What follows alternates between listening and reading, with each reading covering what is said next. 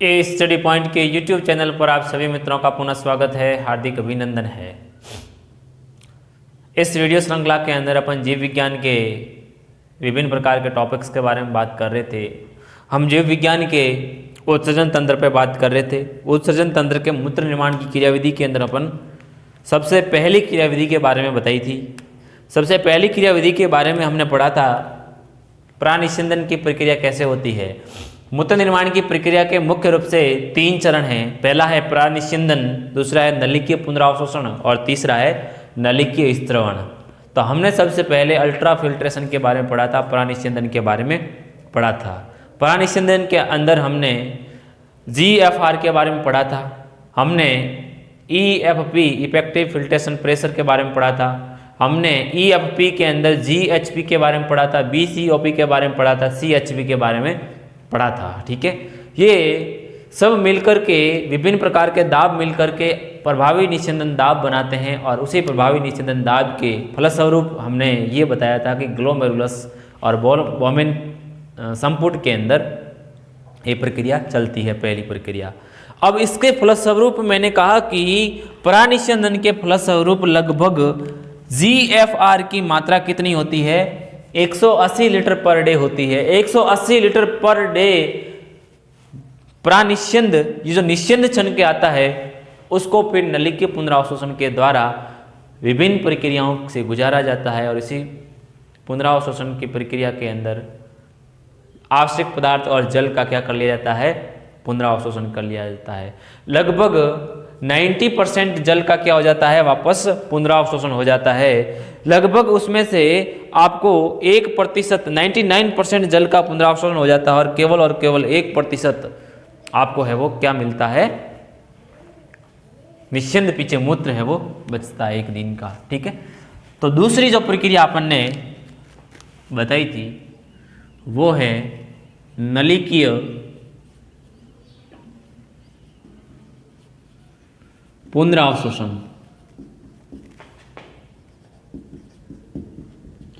Tubular reabsorption. ठीक है, नलिकीय पुनरावशोषण। नलिकीय पुनरावशोषण में अपन लिखेंगे कि प्रतिदिन 180 लीटर बनने वाले ग्लोमेरुलर फिल्ट्रेट यानी कि प्राणिस्यंद की मात्रा को क्या किया जाता है? लगभग 99% वापस क्या कर लिया जाता है?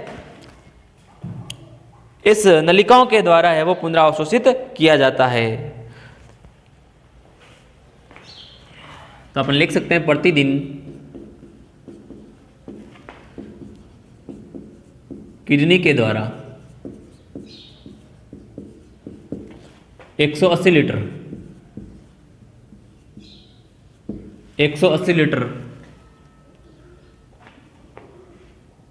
प्राणिस्यंद निर्मित किया जाता है।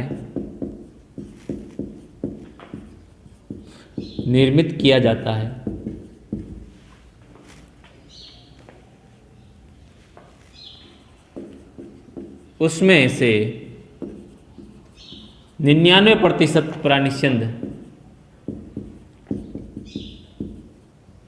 नलिकीय पुनरावशोषण द्वारा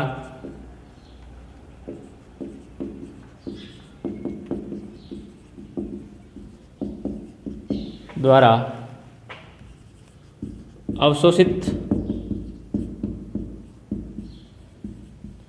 करके 1% मूत्र का निर्माण किया जाता है। प्रतिदिन बनने वाली मूत्र की मात्रा एक स्वस्थ वयस्क मनुष्य के अंदर लगभग 1.5 लीटर यानी कि 1.5 लीटर के आसपास है वो प्रतिदिन मूत्र बनता है। आप सोचोगे कि सर 180 में से 1.5 लीटर, 180 लीटर प्राणिस्यंद में से 1.5 लीटर मूत्र का निर्माण है वो होता है। ये सारी प्रक्रिया पुनरावशोषण के फलस्वरूप है वो पूरी की पूरी वापस नलिकाओं के अंदर चली जाती है, रक्त केशिकाओं के अंदर चली जाती है मूत्र। ठीक, आवश्यक पदार्थ। ठीक है, अपन पढ़ रहे हैं नलिकीय पुनरावशोषण के अंदर, तो अपन इसके अंदर नलिकीय पुनरावशोषण के अंदर मुख्य रूप से नलिकाएं काम आती है। कौन कौन सी नलिकाएं? नेफ्रॉन की जो संरचना के अंदर नलिकीय भाग पढ़ा था हमने, पीसीटी, हेनले लूप, डीसीटी और संग्राही नलिका, ये सारी नलिकाएं इसके अंदर काम करती है। ठीक है, तो अपन लिख सकते हैं नलिकाओं में पुनरावशोषण की प्रक्रिया दो तरीके से हो सकती है। नलिकाओं में पुनरावशोषण की प्रक्रिया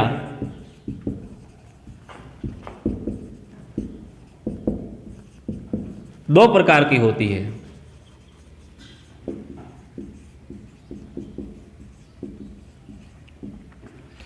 एक तो होती है निष्क्रिय विसरण की प्रक्रिया के द्वारा, और एक होती है सक्रिय विसरण की प्रक्रिया के द्वारा।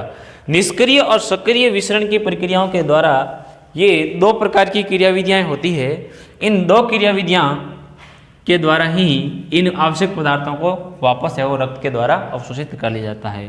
तो पहली तो क्रियाविधि कौन सी है? निष्क्रिय, सक्रिय और निष्क्रिय। पहली है सक्रिय क्रियाविधि, सक्रिय क्रियाविधि, और दूसरी है निष्क्रिय क्रियाविधि, निष्क्रिय क्रियाविधि। अब अपन को देखना है कि सक्रिय क्रियाविधि के द्वारा कौन कौन से पदार्थों को है वो रीअब्जॉर्ब कर लिया जाता है, पुनरावशोषित कर लिया जाता है। तो अपन बात करें ग्लूकोज, एमिनो अम्ल,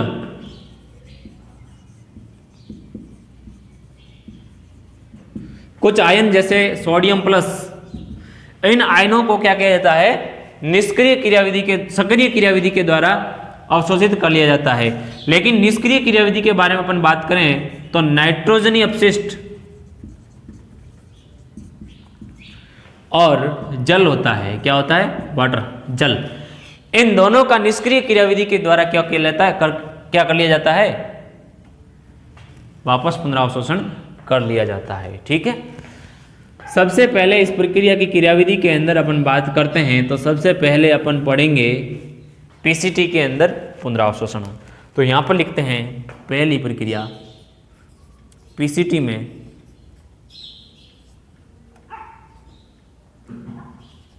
पुनरावशोषण, पीसीटी के अंदर पुनरावशोषण। देखो, पीसीटी के अंदर सर्वाधिक मात्रा में पुनरावशोषण की प्रक्रिया होती है। यहां पर हमने कहा था कि माइक्रोविलाई की ब्रश बॉर्डर पाई जाती है, और ब्रश बॉर्डर पाई जाने के कारण यहां पर सर्वाधिक मात्रा में लगभग 70 से 80% जल और इलेक्ट्रोलाइट का पुनरावशोषण हो जाता है। और इसके अलावा ग्लूकोज, एमिनो एसिड, वसीय अम्ल, ये जो उच्च दहलीय पदार्थ होते हैं, ये उच्च दहलीय पदार्थों का 100% पुनरावशोषण इस नलिका के अंदर हो जाता है। तो अपन लिखेंगे कि पीसीटी की आंतरिक सतह पर माइक्रोविलाई के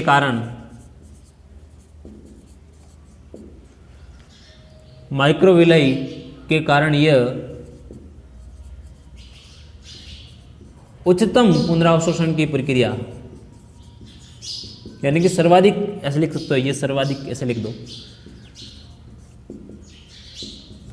सर्वाधिक पुनरावशोषण की प्रक्रिया दर्शाती है। यानी कि सर्वाधिक मात्रा में पुनरावशोषण कहाँ होता है? पीसीटी के अंदर होता है।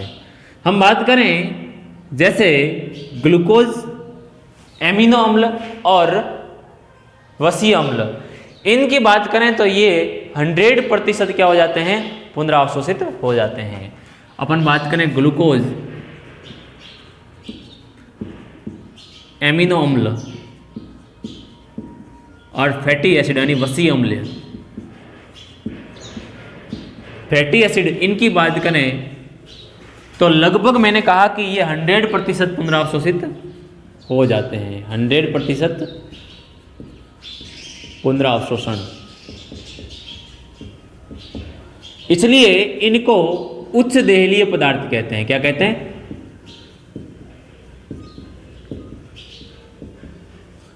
उच्च देहलीय पदार्थ है। ये क्या है? उच्च देहलीय पदार्थ। यहां से प्रश्न है वो पूछा जाता है किन किन पदार्थों का है वो 100% पुनरावशोषण हो जाता है। तो हमने कहा ग्लूकोज, एमिनो अम्ल और वसीय अम्ल, इन तीनों का, यानी कि हमने कहा कि जो कार्बनिक पदार्थ होते हैं, आवश्यक पदार्थ होते हैं, असेंशियल जो मैटर होता है हमारे रक्त के अंदर, उनका वहां पर क्या हो जाता है? 100% पुनरावशोषण हो जाता है। ठीक है। और अपन बात करते हैं कि इलेक्ट्रोलाइट,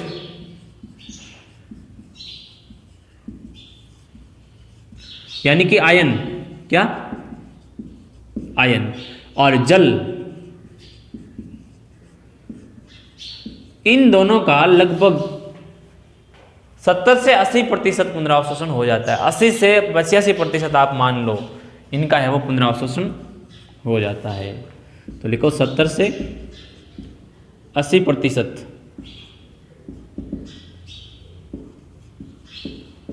पुनरावशोषण कहाँ होता है? इस पीसीटी के अंदर होता है। पीसीटी के अंदर पुनरावशोषण एक अविकल्पी प्रक्रिया है। क्या है? एक अविकल्पी प्रक्रिया है। यहां इसका मतलब यह है कि इस पीसीटी के अंदर इन चीजों का पुनरावशोषण 100% होना है, मतलब होना है। किसी भी प्रकार का इसके अलावा विकल्प नहीं है कि दूसरी नलिकाओं के द्वारा इनका पुनरावशोषण होगा। केवल और केवल पीसीटी के द्वारा इसका पुनरावशोषण होगा। आप पॉइंट लिख सकते हो यहां पर कि पीसीटी में पुनरावशोषण एक अविकल्पी प्रक्रिया है, एक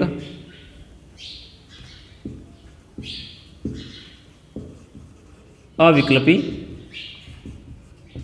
प्रक्रिया है। यानी कि पीसीटी के अंदर पुनरावशोषण होना ही पड़ेगा, एक अविकल्पी प्रक्रिया है। ठीक है।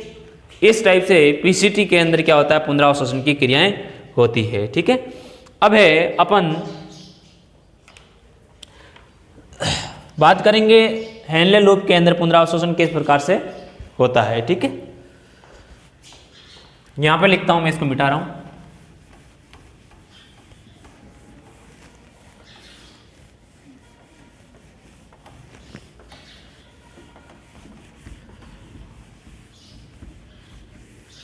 इन चीज़ों को आप वो ध्यान रखोगे, बहुत ज़्यादा पूछा जाता है पीसीटी के अंदर पुनरावशोषण, बहुत जगह पूछा जाता है।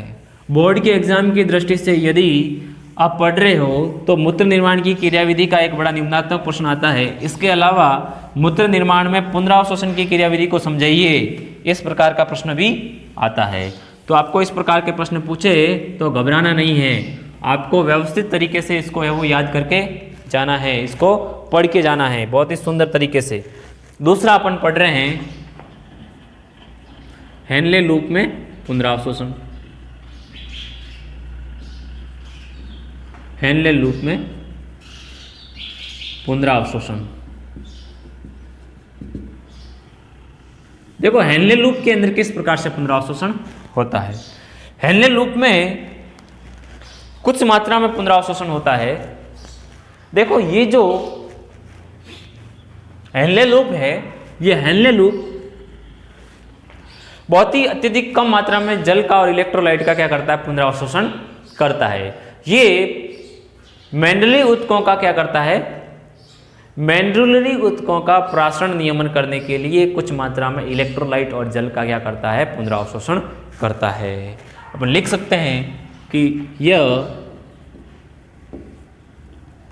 अंतराली मध्यांशी ऊतक,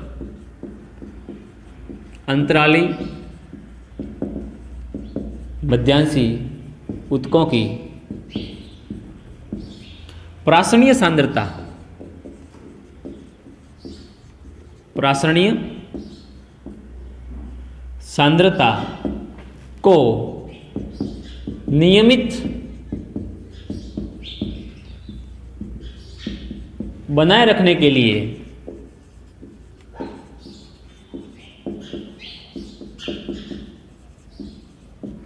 कुछ मात्रा में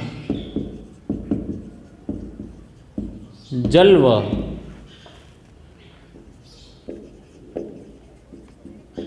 इलेक्ट्रोलाइट्स का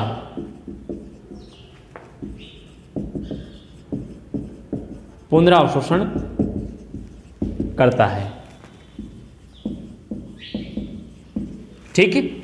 हेनले लूप की दो भुजाएं, कितनी भुजाएं? दो भुजाएं, एक तो अवरोही भुजा और एक आरोही भुजा। इन दोनों भुजाओं से अलग अलग तरीके से क्या होता है? पुनरावशोषण की प्रक्रियाएं होती है। सबसे पहले हम पढ़ेंगे हेनले लूप के अवरोही भुजा के द्वारा पुनरावशोषण। सबसे पहले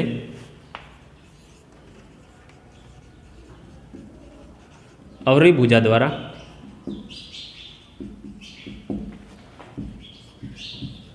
पुनरावशोषण।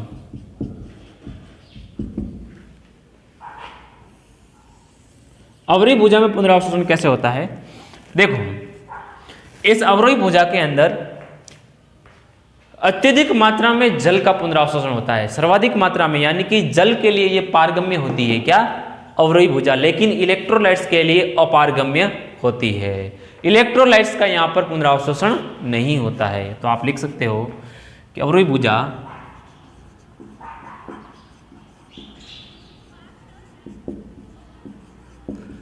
जल के लिए पारगम्य, जल के लिए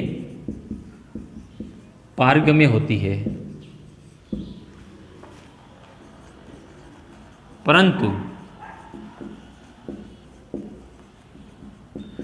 इलेक्ट्रोलाइट के लिए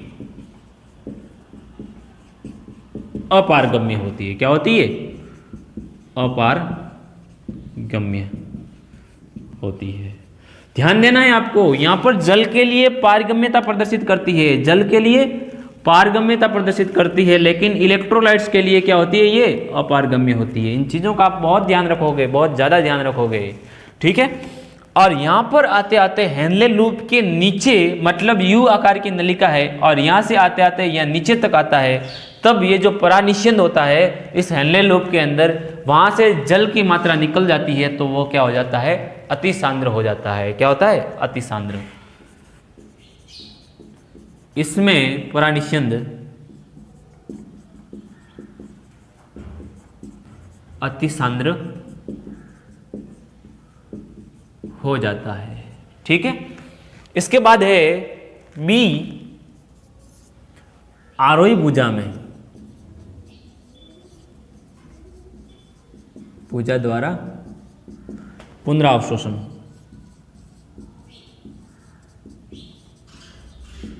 आरोही भुजा में किस प्रकार से पुनरावशोषण की प्रक्रिया होती है? ये आरोही भुजा होती है, वो क्या होती है? जल के लिए तो अपारगम्य होती है, लेकिन इलेक्ट्रोलाइट्स के लिए क्या होती है? वो पारगम्य होती है। मतलब ये हुआ कि वहां पर अत्यधिक मात्रा में इलेक्ट्रोलाइट का पुनरावशोषण होता है, लेकिन जल का पुनरावशोषण नहीं होता है। जल का पुनरावशोषण केवल और केवल अवरोही भुजा के अंदर इसमें होता है। तो आप लिख सकते हो कि आरोही भुजा जल के लिए अपारगम्य तथा इलेक्ट्रोलाइट के लिए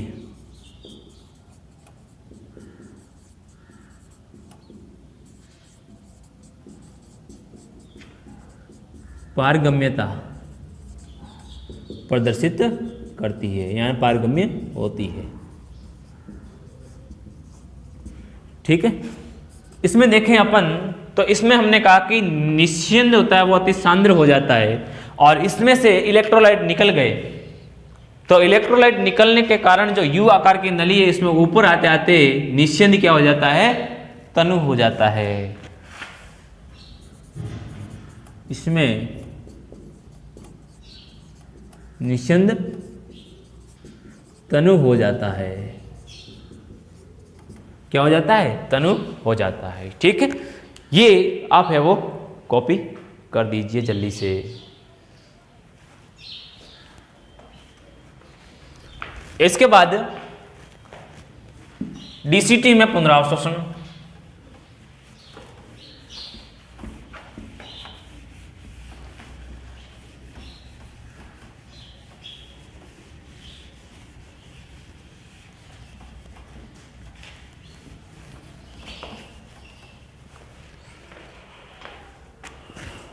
इसके बाद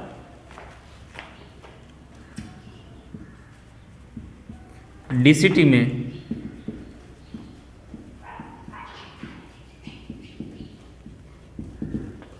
पुनरावशोषण। डीसीटी में पुनरावशोषण किस प्रकार से होता है? देखो, हमने कहा था कि पीसीटी के अंदर माइक्रोविलाई की ब्रश बॉर्डर पाई जाती है। माइक्रोविलाई की ब्रश बॉर्डर के कारण अत्यधिक मात्रा में पीसीटी के अंदर क्या होता है? पुनरावशोषण की प्रक्रिया होती है। लेकिन यहाँ पर हम कह रहे हैं कि डीसीटी के अंदर पुनरावशोषण की प्रक्रिया बहुत ही कम होती है। क्या होती है? बहुत ही कम होती है, आवश्यकता पड़ने पर होती है। और इसलिए डीसीटी के अंदर पुनरावशोषण की प्रक्रिया क्या होती है? विकल्पी प्रक्रिया होती है। इसके पास एक विकल्प होता है कि पीसीटी पुनरावशोषण कर देगी तो मुझे पुनरावशोषण करने की कोई जरूरत नहीं है। ठीक है, तो यहां पर सर्वाधिक सबसे कम होती है। क्या होती है? तो इसमें लिख दो, इसमें पुनरावशोषण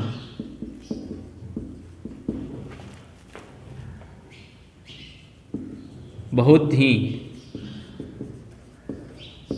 कम मात्रा में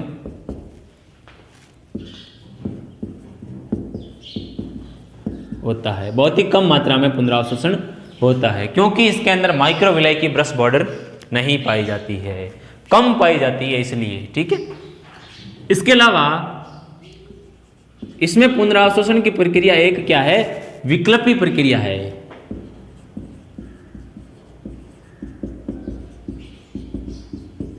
एक विकल्पी प्रक्रिया है। क्या है? लेकिन उसमें क्या थी?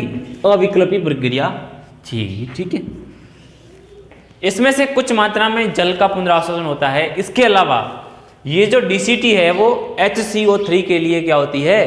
पारगम्य होती है। डीसीटी HCO3 माइनस के लिए पारगम्य होती है। अच्छा, हमने कहा कि डीसीटी होती है वो कंडीशनल होती है। कंडीशनल यानी कि जरूरत पड़ने पर पुनरावशोषण दर्शाती है। हम यहां पर जो डीसीटी के अंदर पुनरावशोषण होता है वो एक हार्मोन के प्रभाव की वजह से होता है। ये पचपीयूष ग्रंथि के द्वारा स्त्रावित होने वाला हार्मोन है। कौन सा?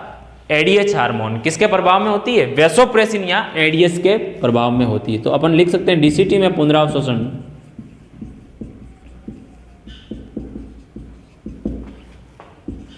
एडीएच यानी कि एड्रिनल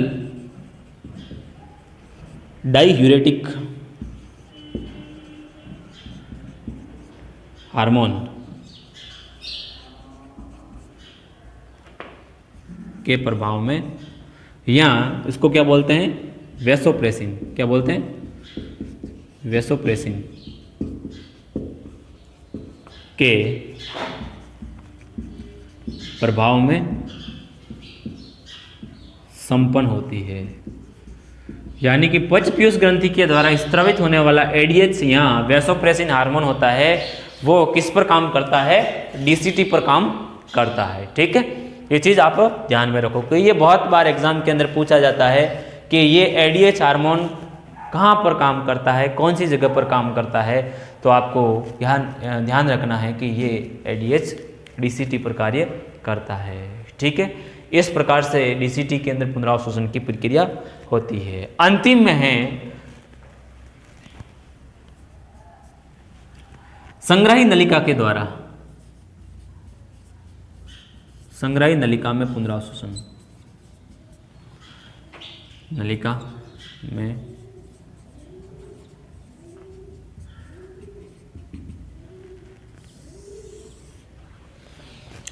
देखो, मूत्र को अत्यधिक सांद्र बनाने के लिए संग्राही नलिका के अंदर पुनरावशोषण की, जल के पुनरावशोषण की प्रक्रिया संपन्न होती है। अधिकतम मात्रा में यहाँ पर मूत्र को सांद्रित किया जाता है और अधिकतम मात्रा में यहाँ जल क्या हो जाता है?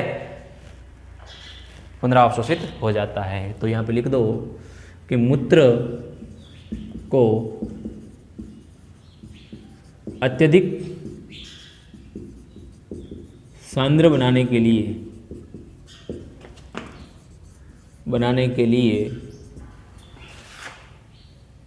इसमें अत्यधिक जल का पुनरावशोषण होता है। और पुनरावशोषण की प्रक्रिया क्या होती है? सक्रिय क्रियाविधि के निष्क्रिय क्रियाविधि के द्वारा जल की पुनरावशोषण की प्रक्रिया इसमें होती है। ठीक है, यहाँ पे लिखना चाहो तो लिख सकते हो कि अत्यधिक जल का निष्क्रिय क्रियाविधि द्वारा पुनरावशोषण होता है। ठीक है, इसके अलावा इस संग्राही नलिका से कुछ मात्रा में यूरिया है, वो यूरिया मेंडुलरी ऊतकों के अंदर आ जाता है। वहां से निकल करके कहाँ आ जाता है? मेंडुलरी ऊतकों के अंदर आ जाता है।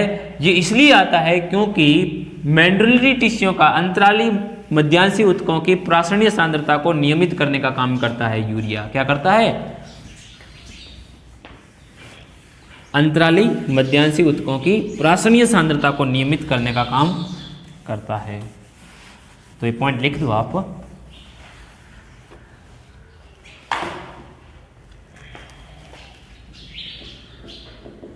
संग्राही नलिका से कुछ मात्रा में यूरिया निकलकर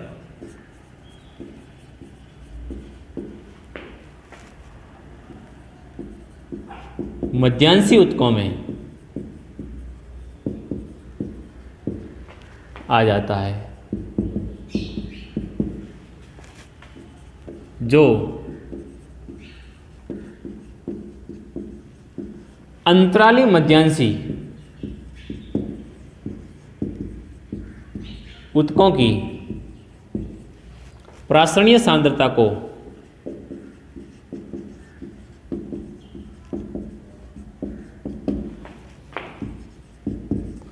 नियमित बनाने का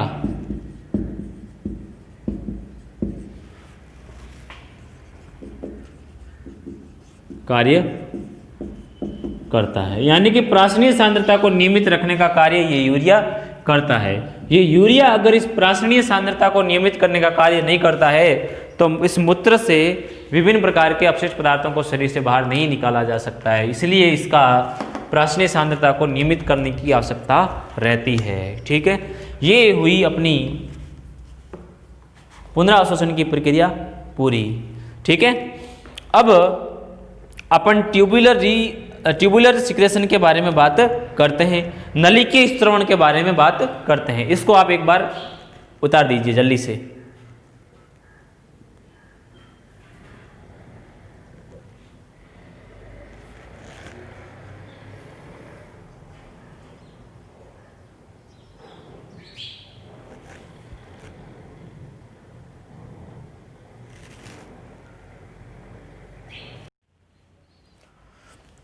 अब हम बात करते हैं नलिकीय स्त्रवण की।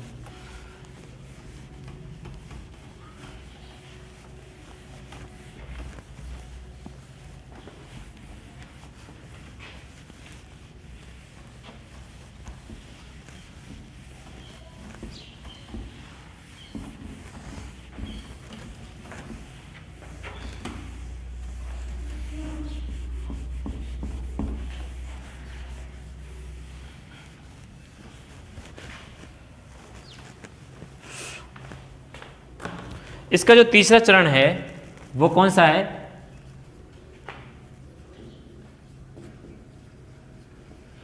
नलिकीय स्त्रवण, ट्यूबुलर सिक्रेशन। देखो नलिकीय स्त्रवण में क्या होता है, मुख्य रूप से जो नलिकीय स्त्रवण होता है इसमें मूत्र निर्माण के चरण में जो होता है वो इसकी कुछ उपकला के द्वारा कुछ मात्राओं में क्या होता है, स्त्रवण किया जाता है। और उपकला कोशिकाएं इसको इस पदार्थों का स्त्रवण करके क्या करती है, इसको नलिकाओं के अंदर छोड़ देती है। इसको कहा जाता है नलिकीय स्त्रवण। मूत्र निर्माण का यह महत्वपूर्ण चरण है।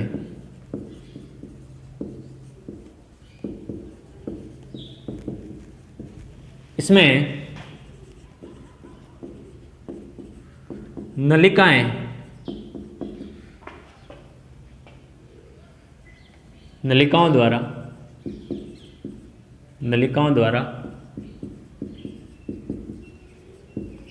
कुछ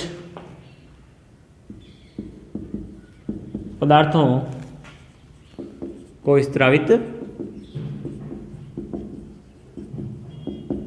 किया जाता है। ठीक है, देखते हैं कौन कौन से पदार्थों का स्रावित कौन कौन सी नलिकाओं के द्वारा किया जाता है।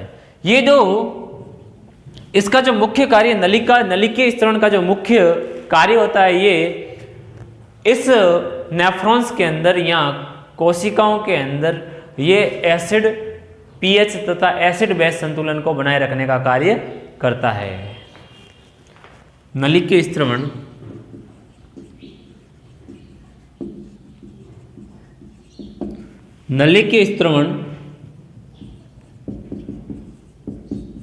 कोशिकाओं में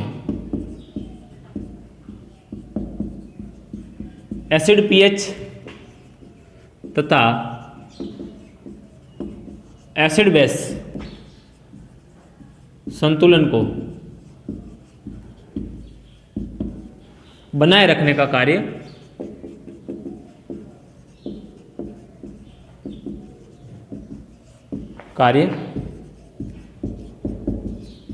करता है। अपन देखते हैं कि कौन कौन सी नलिकाओं के द्वारा कौन कौन से पदार्थ हैं वो स्रावित किए जाते हैं। जैसे अपन सबसे पहले बात करें पीसीटी के अंदर, तो पीसीटी के अंदर H+ है, K+ है, NH3+ है, इनका है वो स्रवण किया जाता है। सबसे पहले पीसीटी की बात करें तो K+ है, H+ है, NH3+ है, इनका क्या किया जाता है, पुनरावृत्त स्रवण किया जाता है। अपन हेनले लूप की अपन बात करें, हेनले लूप के अंदर तो विशेष रूप से कोई किसी प्रकार का आयनों का स्रवण नहीं होता है, कुछ पदार्थों का स्रवण नहीं होता है, लेकिन डीसीटी के द्वारा कुछ पदार्थ जैसे H+ है, K+ है, NH3 है, उसमें भी डीसीटी में K+ है, H+ है, NH3+ है।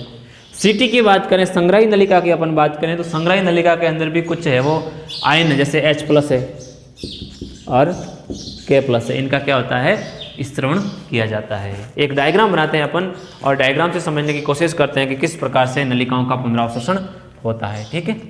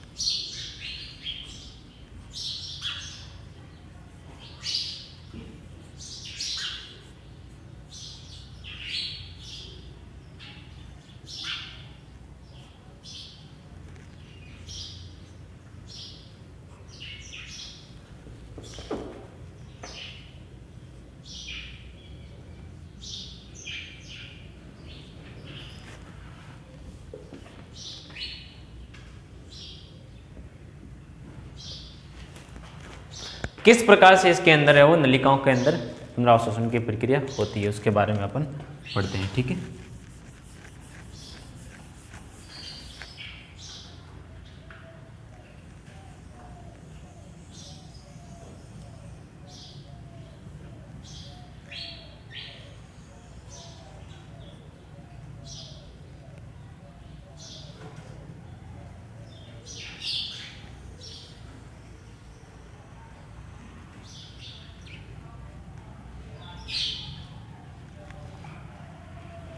हाँ, किस प्रकार से होती है देखो। सबसे पहले हमने कहा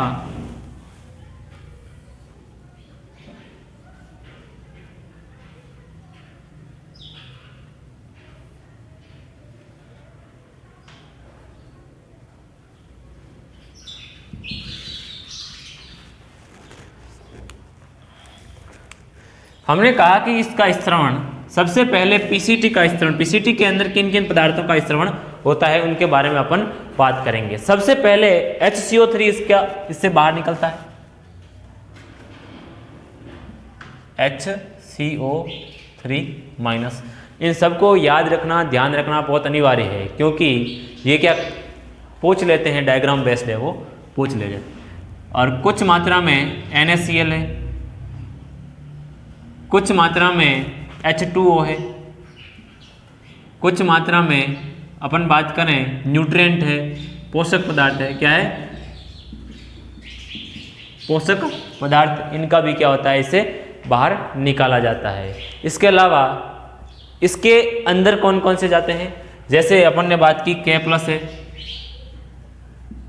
K+ है। इसके अलावा अपन ने बात की H+ है, अपन ने बात की NH3+, ये इनके अंदर प्रवेश करते हैं। ठीक है, ये तीर के निशान आपको ध्यान रहने जरूरी है, कौन कहाँ प्रवेश करता है इसकी है वो आपको जानकारी होनी चाहिए।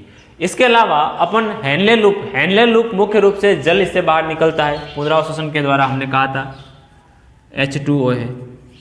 ठीक है, लेकिन ये जो हेनले लूप की आरोही भुजा ये NaCl का बाहर निकाल, मतलब इलेक्ट्रोलाइट NaCl है जैसे, इसको बाहर निकालने की प्रक्रिया करती है।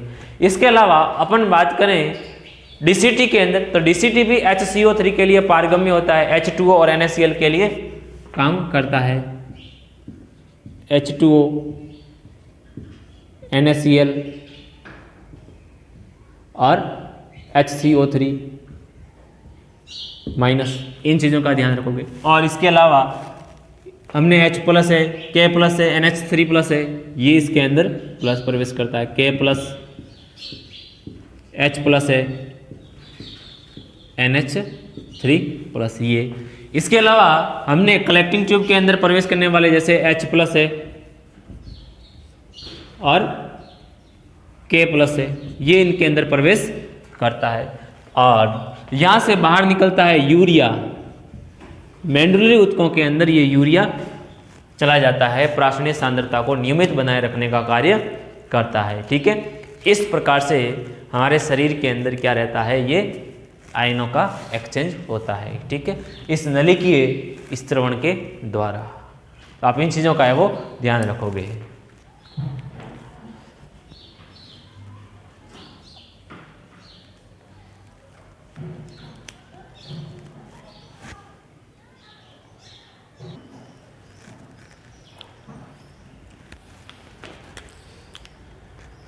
अब अपन प्रतिप्रवाह क्रियाविधि के बारे में बात करेंगे। प्रतिप्रवाह क्रियाविधि क्या होती है?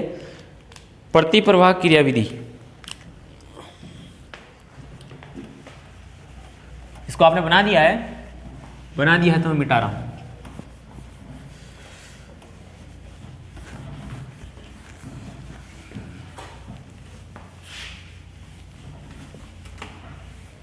देखो, प्रतिप्रवाह क्रियाविधि का मतलब है, हमने कहा कि हमारी किडनी होती है, वृक्क होता है, ये मूत्र का सांद्रण करने में क्या रहते हैं, काम करते हैं। मूत्र का अति सांद्र मूत्र निर्माण की क्रियाविधि को प्रेरित करते हैं वृक्क।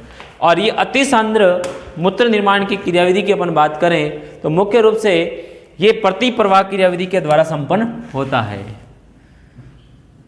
हेडिंग डाल सकते हो, प्रतिप्रवाह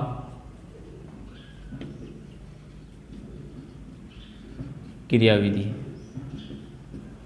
काउंटर करंट मैकेनिज्म। ठीक है,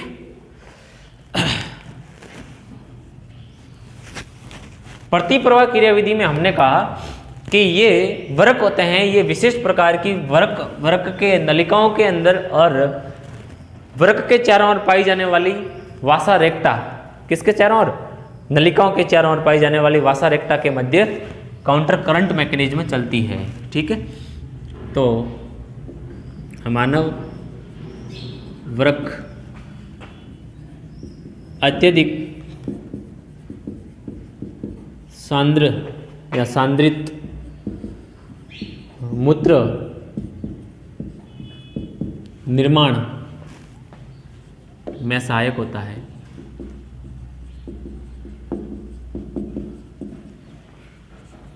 और सांद्र मूत्र निर्माण करने के लिए, सांद्र मूत्र निर्माण हेतु वरक नलिकाओं व वासा रेक्टा में प्रतिप्रवाह क्रियाविधि पाई जाती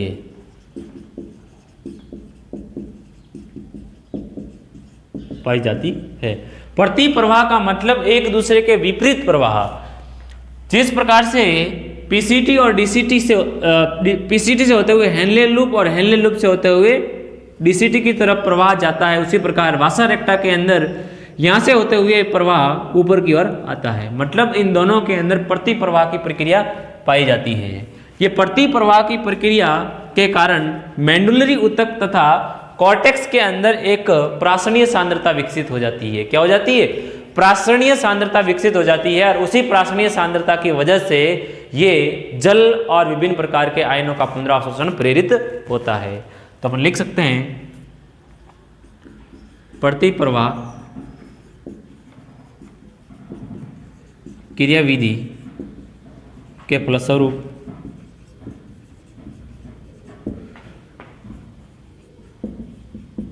कॉर्टेक्स, नीचे लिख दो,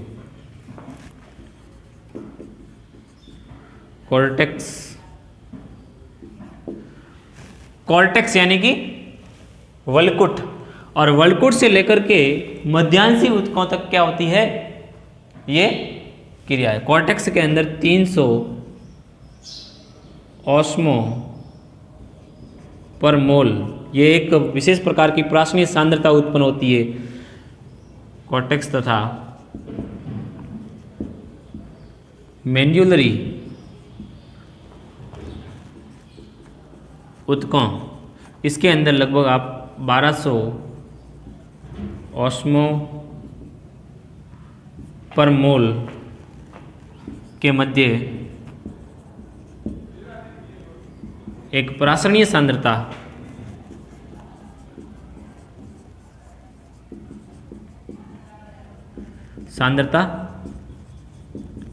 विकसित हो जाती है, जिसके फलस्वरूप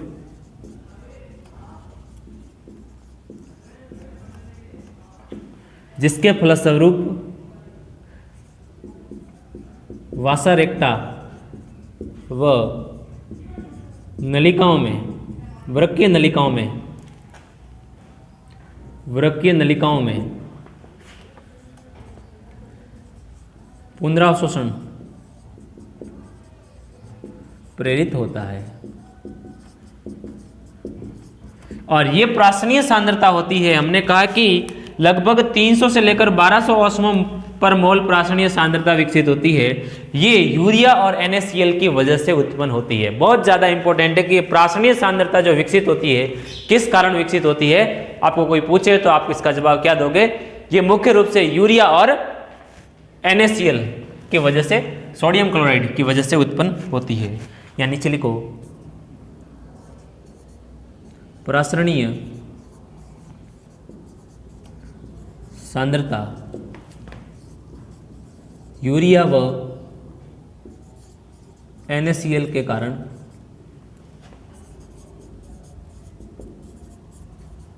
उत्पन्न होती है। किस प्रकार से होती है अपन देखते हैं, बात करते हैं, ठीक है।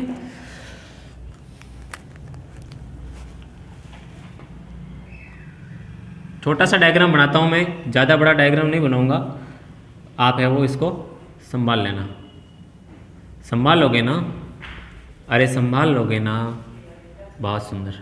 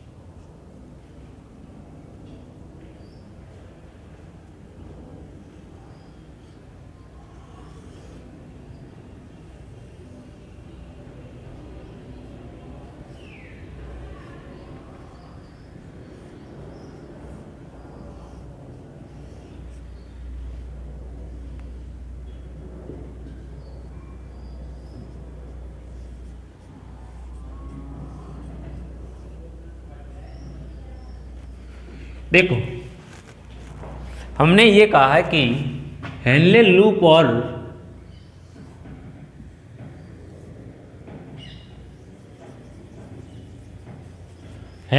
और वासा रेक्टा के अंदर ये काम चलता है, प्रति प्रवाह प्रक्रिया चलती है। ये इसके चारों ओर क्या होती है, वासा रेक्टा स्थित होती है। ये मैं फोटो अलग से साइड में बना रहा हूं, ठीक है। ये वासा रेक्टा है, क्या है, वासा रेक्टा, और ये क्या है, नेफ्रॉन है। देखो क्लास लंबी हो रही है लेकिन समझना बहुत जरूरी है। देखो हमने कहा कि NaCl के द्वारा और यूरिया के द्वारा क्या होती है, संपन्न होती है। अब मुख्य रूप से जब NaCl क्या होता है, ये जो आपको हेनले लूप की जो भुजा दिखाई दे रही, इस भुजा के द्वारा मेंडुलरी, ये भाग ये वाला भाग आपको कहाँ ये अवेलेबल रहता है, ये वृक्क के अंदर कॉर्टेक्स में रहता है कि मेंडुला के अंदर रहता है, ये कॉर्टेक्स वाले भाग में है धंसा हुआ, और ये अंदर की ओर मेंडुला वाले भाग में धंसा हुआ रहता है।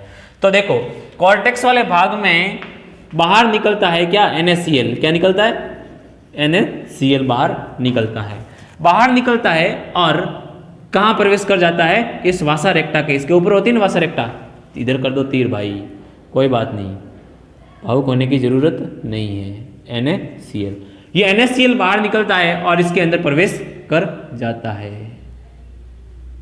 और NaCl यहां प्रवेश करके कहां जाता है, मेंडुलरी ऊतकों के अंदर जाता है। और मेंडुलरी ऊतकों के अंदर अपन प्रासनीय सांद्रता की बात करें तो लगभग यहां ऊपर की ओर आपको 300 ऑस्मो पर मोल निकलती, ये मैं मिटा रहा हूं थोड़ा सा, ठीक है, आप हैंडल कर लेना इसको। और यहां देखें तो 600 ऑस्मो पर मोल, यहाँ पर अपन देखें तो 800 ऑस्मो पर मोल, और यहाँ पर देखें मेंडुलरी ऊतकों के अंदर अपन देखें तो 1200 ऑस्मो पर मोल होता है। हमने यहाँ लिखा है ना कि मेंडुलरी ऊतकों के अंदर 1200 ऑस्मो के मध्य प्रासनिक सांद्रता होती है। जैसे ही NaCl इस वासा रेक्टा के द्वारा ग्रहित किया जाता है तो ये मेंडुलरी ऊतकों के अंदर चला जाता है। मेंडुलरी ऊतकों के अंदर जाकर 1200 ऑस्मोमोल पर लीटर की सांद्रता को बनाता है और ऊपर वापस आता है, कहाँ आता है, ये कॉर्टेक्स में चला जाता है। और हेनले अपने ये वासा रेक्टा की कौन सी भुजा, ये अवरोही भुजा वासा रेक्टा की, और ये आरोही भुजा है, तो आरोही भुजा के द्वारा वापस यहाँ से है वो बाहर निकल जाता है। बात समझ में आई कि नहीं आई? इसी प्रकार से यूरिया भी, ये मेंडुला है, मेंडुला के अंदर पाई जाती है सीटी संग्राही नलिका, इस संग्राही नलिका से यूरिया बाहर निकल जाता है, और यूरिया बाहर निकलता है और हेनले लूप की पतली भुजा के हेनले लूप संग्राही नलिका से बाहर निकलता है, और ये क्या होता है, हेनले लूप की पतली भुजा के द्वारा क्या होता है, ग्रहित कर लिया जाता है मेंडुलरी ऊतकों के अंदर, ठीक है। और हेनले लूप की पतली भुजा के द्वारा यहाँ पर ग्रहित किया जाता है, फिर ये वापस मेंडुलरी ऊतकों से कॉर्टेक्स में और कॉर्टेक्स से वापस यहाँ पर आ जाता है। बात समझ में आई कि नहीं आई? तो इस प्रकार से इसकी प्रासनिक सांद्रता को बनाए रखने के लिए किसका योगदान है, NaCl और यूरिया का जो मुख्य योगदान है, ठीक है। तो यहाँ पर अपन को लिखना चाहिए, यूरिया कहाँ से निकलता है, सीटी से निकलता है और हेनले लूप की पतली भुजा के अंदर प्रवेश कर जाता है, ठीक है। तो 2 पॉइंट अपन यहाँ पर ऐड करेंगे और मैं इसको मिटा रहा हूँ प्रतिप्रवाह प्रक्रिया में।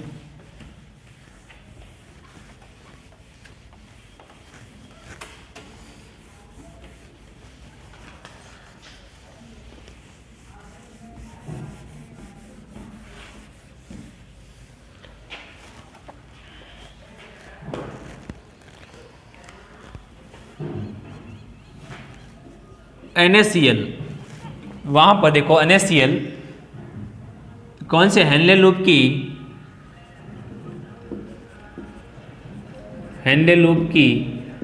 आरोही भुजा से निकलकर आरोही भुजा से निकलकर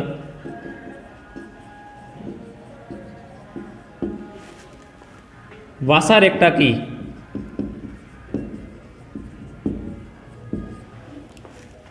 अवरोही भुजा में प्रवेश करता है। वासा रेक्टा की, अब मैंने ये कहा है इसके अंदर कि इसके अंदर प्रति प्रवाह करंट काउंटर मैकेनिज्म कैसे चलती है, इस प्रकार से चलती है। इसके अंदर जो द्रव्य रहता है वो इस प्रकार से, और इसके अंदर जो द्रव्य रहता है वो इस प्रकार से चलता है। यानी कि दोनों के अंदर विपरीत प्रवाह होता है, काउंटर करंट यानी प्रति प्रवाह होता है इसके फलस्वरूप। तो वासा रेक्टा की अवरोही भुजा में यहाँ से निकलेगा और इसके अंदर यहाँ पर प्रवेश कर जाएगा। अवरोही भुजा में प्रवेश कर ये कॉर्टेक्स से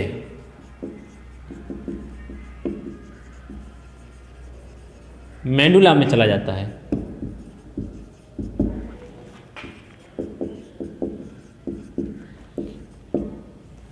फिर मेडुला में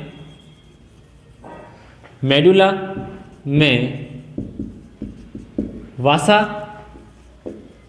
रेक्टा की कौन सी भुजा, वापस ऊपर की ओर आरोही भुजा, आरोही भुजा से ये कहाँ चला जाता है, वापस कॉर्टेक्स के अंदर चला जाता है। ये कॉर्टेक्स में रिलीज हो जाता है या प्रवाहित हो जाता है, प्रवाहित हो जाता है। और यूरिया की अपन बात करें, यूरिया सीटी यानी संग्राही नलिका की, संग्राही नलिका से मेडुली यानी कि मेडुला में, मेडुलरी टिश्यू में, मेडुला में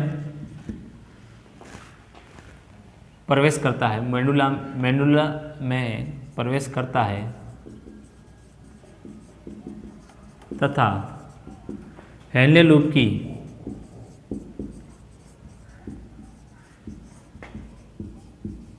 पतली भुजा में, पतली भुजा द्वारा इसे ग्रहण कर वापस सीटी में पहुंचा दिया जाता है। ग्रहण कर इसे वापस सीटी में पहुंचा दिया जाता है। इस प्रकार इसको वापस है वो इस कलेक्टिंग ट्यूब में पहुंचा दिया जाता है और मेडुलरी ऊतकों की प्राशनीय सांद्रता को नियमित किया जाता है। इस प्रकार हमने कहा कि कॉर्टेक्स के अंदर 300 ऑस्मोल प्राशनीय सांद्रता से 1200 मोल ऑस्मो प्राशनीय सांद्रता तक ये प्राशनीय सांद्रता विकसित की जाती है और काउंटर करंट मैकेनिज्म है वो डेवलप की जाती है। इसके फलस्वरूप लगभग 4 गुना अधिक सांद्र मूत्र का है वो निर्माण किया जा सकता है। तो मानव वृक्क 4 गुना अधिक सांद्रित मूत्र का